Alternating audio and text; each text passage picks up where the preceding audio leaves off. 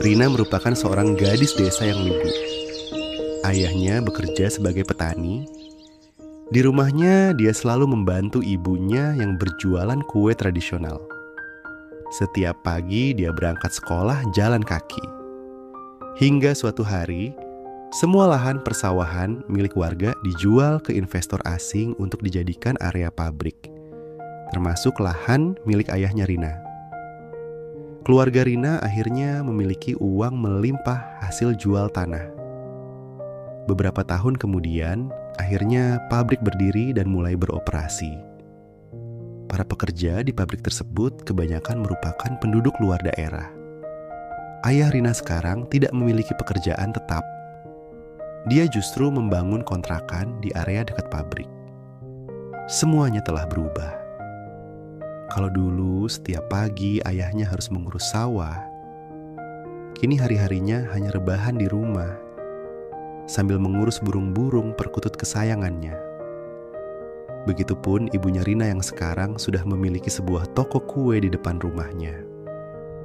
Rina yang saat ini sudah SMA menggunakan mobil pribadi sebagai kendaraan menuju sekolahnya, yang sebetulnya jaraknya tidak terlalu jauh dengan rumahnya. Kini Rina, si gadis desa itu, tak selugu dulu lagi. Hidupnya dipenuhi keglamoran, kemewahan, dan hura-hura. Ayahnya selalu absen saat acara gotong royong. Ibunya pun sudah tak lagi sering mengikuti pengajian. Rina pun sering keluar malam untuk berpesta memakai pakaian seksi. Namun, sering berjalannya waktu. Tak disangka, perlahan bisnis keluarga Rina mengalami kebangkrutan. Kontrakannya mulai sepi. Bisnis kue ibunya pun kalah saing dengan kue modern yang dijual secara online. Ayah Rina mulai sakit-sakitan. Toko kue ibunya pun kini tutup karena kehabisan modal. Rina akhirnya menjual mobilnya untuk menutupi biaya hidup dan kelulusan sekolahnya. Tiba-tiba, datanglah Anton yang hendak menyewa kamar kontrakannya selama dia bekerja di pabrik dekat rumahnya itu. Lambat laun, rupanya Anton mulai dekat dan menyukai Rina. Suatu hari, ibu Rina meminjam sejumlah uang pada Anton untuk tambahan modal melanjutkan bisnis kuenya. Namun tak disangka, ayah Rina meninggal dunia. Rina dan ibunya amat terpukul atas kejadian itu. Saat itulah Anton banyak membantu keluarga Rina dan berusaha menarik simpatik mereka. Rupanya hati Rina pun diam-diam mulai luluh atas kebaikan Anton. Akhirnya, mereka pun menikah dengan pesta sederhana. Singkat cerita, mereka pun dikaruniai seorang putra yang lucu. Kehidupan Rina dan Anton terasa harmonis. Sampai pada akhirnya, perusahaan tempat Anton kerja mengalami pilot. Imbasnya Anton kena PHK. Sekarang Anton tak memiliki pekerjaan. Uang tabungan mereka pun semakin menipis. Sementara kebutuhan mereka tak sedikit. Dengan berat hati, Rina pun melamar kerja melalui calo pabrik dengan biaya sisa tabungan mereka. Rina pun akhirnya bekerja di sebuah pabrik garmen terbesar di kotanya. Kini, Antonlah yang harus bekerja di rumah mengurus anak dan mertuanya.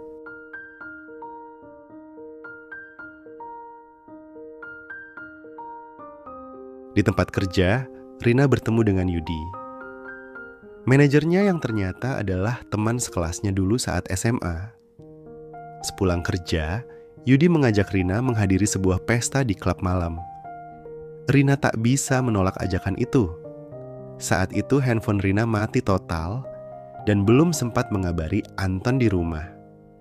Sementara itu, Anton di rumah mulai tidak betah karena sering disindir lantaran belum juga mendapat pekerjaan. Saat itu anaknya jatuh sakit. Anton tak memiliki cukup uang untuk membawanya ke rumah sakit. Anton kesal karena teleponnya tak kunjung Rina angkat. Di tempat lain, Rina asik seru-seruan di pesta, berdansa dengan Yudi sampai larut malam, dan sempat berapa kali menenggak minuman keras. Di depan gang rumah, Anton pulang dari warung membeli obat demam seadanya. Ternyata sudah terparkir sebuah mobil hitam mewah. Benar saja, Rina keluar dari pintu mobil dengan seorang pria memapah tubuh Rina yang lunglai sempoyongan. Rupanya, Rina terlalu banyak minum malam itu. Anton marah besar pada Rina yang mulutnya beraroma alkohol. Rina menjelaskan dengan terbata-bata. Ibu Rina jelas tentu masih ingat dan menyapa akrab Yudi. Dan lagi-lagi, dengan sedikit menyindir menantunya di depan Yudi. Sebelum berpamitan, Anton menegur Yudi dan mengancam untuk tidak mengulanginya lagi. Yudi pun langsung pergi begitu saja mengendarai mobilnya. Anton dan Rina bertengkar hebat di kamar. Namun Rina menyalahkan Anton, bahkan mengusir dari kamarnya, menyuruhnya tidur di sofa ruang tamu. Anton kecewa dengan sikap Rina saat ini. Sikapnya berubah semenjak bekerja di pabrik itu. Dia merasa lebih superior dibanding suaminya. Pagi hari pun tiba. Dengan rasa sedikit bersalah, Rina mencari Anton ke semua sisi rumah. Sayangnya, Anton sudah tidak ada lagi di rumah. Sakit anaknya semakin parah. Demamnya tinggi dan terus-menerus menangis. Hari itu, Rina terpaksa izin tidak masuk kerja. Dan satu-satunya orang yang ada dalam pikiran Rina saat itu adalah Yudi. Rina menelpon dan meminta tolong Yudi untuk mengantarnya ke rumah sakit.